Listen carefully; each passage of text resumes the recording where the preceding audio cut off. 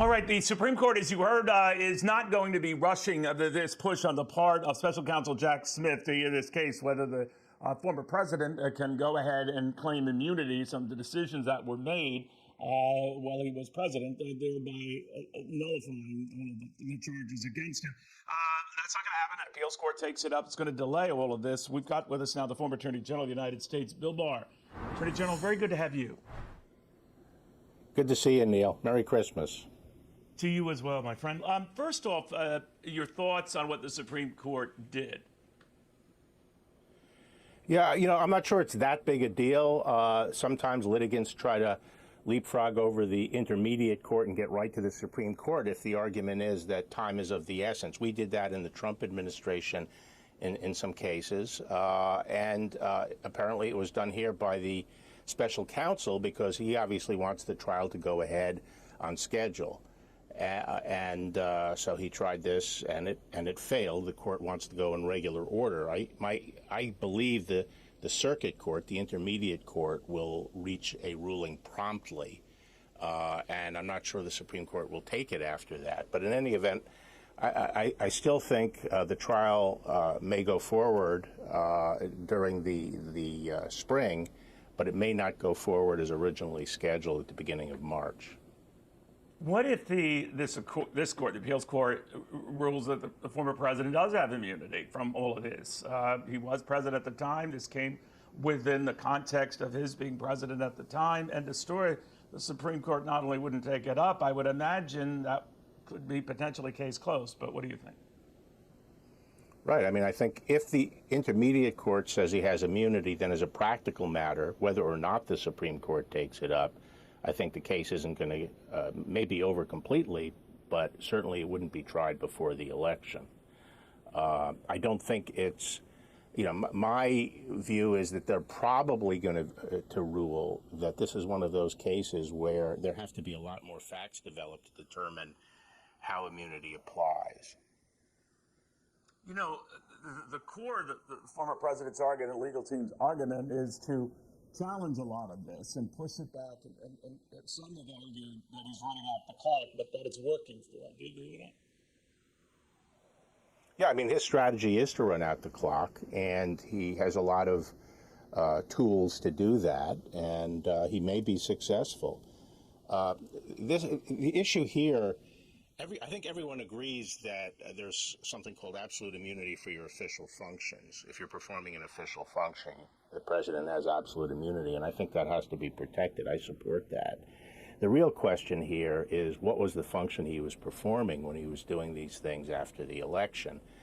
And the government's position is going to be that he was a candidate. He was acting as a candidate, not really as president. And the president's argument is going to be, and I think, that whenever he uses an official function, if he directs the department to do something, even if the purpose is as a candidate, but if he uses that tool, then he's immune, and that's where the case is going to hinge. There are a lot of people who've looked back and forth at the election, whether it was rigged or stolen, whatever.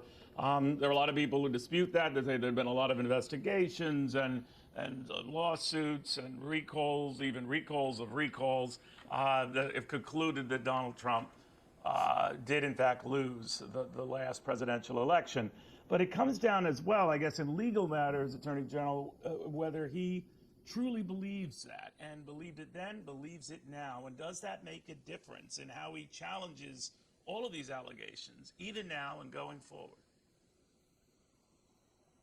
Well, I'm not going to talk right now about what I think his state of mind was. I mean, that's going to be a matter that, if the case goes forward, is going to be litigated there.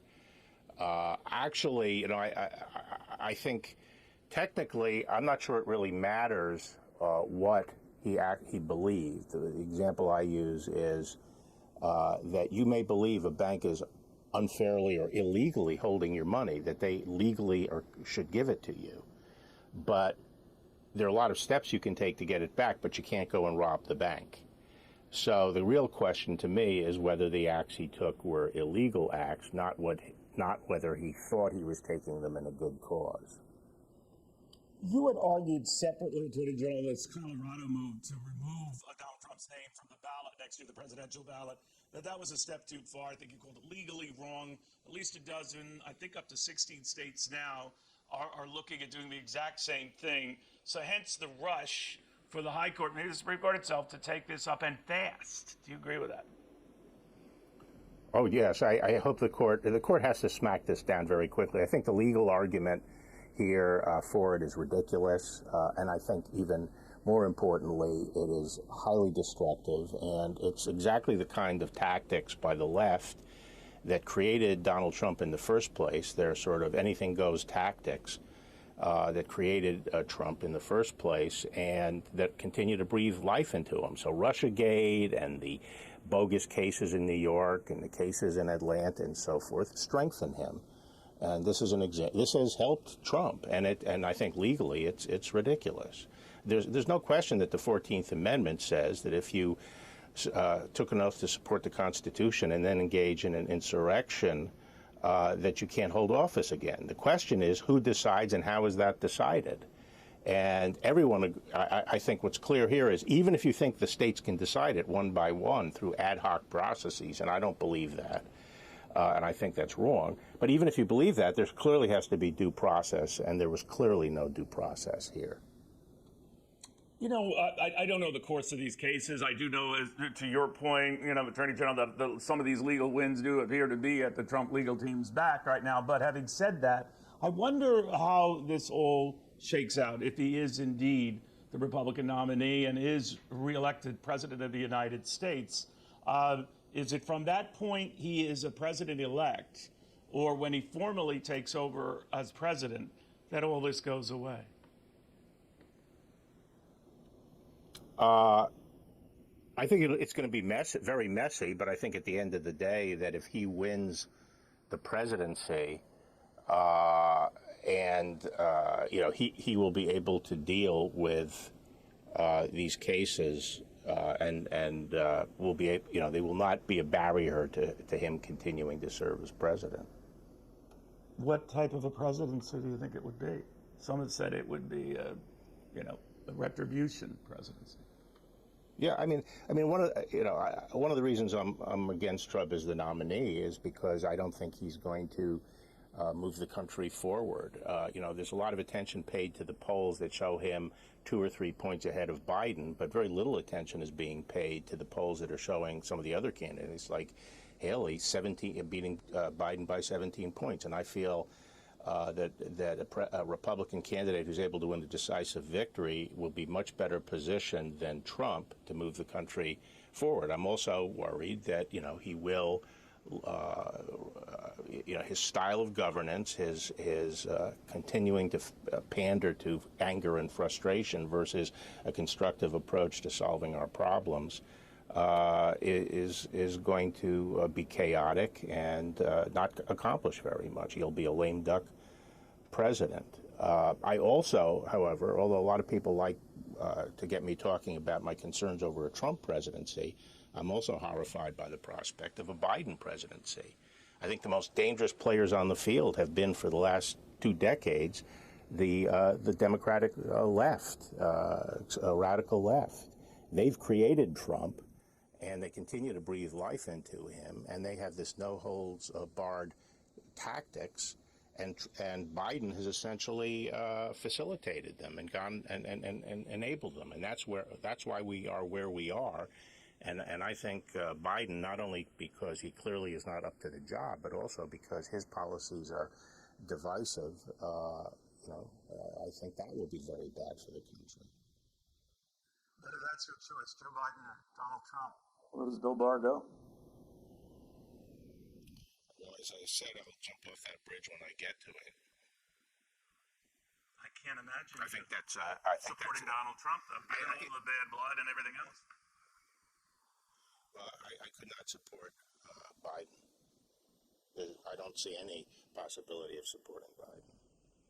Let me step back from this and get your thoughts of what a Trump presidency would be, because he is leading in the polls. He is leading against Joe Biden. You're quite correct to say that others like Nikki Haley lead the present occupant of the White House by a country mile. Having said all of that, though, and if that happens, many have said he will have a devil of a time filling a cabinet, given his treatment of you. After the fact, says he fired you. You actually quit, and it was very amiable when you left.